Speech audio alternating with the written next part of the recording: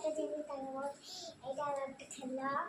এই খেলাটা তোমরা যা যা কুরকুরেতে পেয়েছো ওইগুলো কুরকুরেতে ছোট ছোট পাই। আর দোকানে পাইলে এইগুলো পাই। এগুলো ভেজি মনে দেখাইলে এরকম এটাকে বড় করেছি। আমি এটাকে বড় করলাম। তোমাকে একটা জিনিস বানিয়ে দেখাবো। এই দেখো এটাকে লাগানো হয়। লাগাতে লাগাই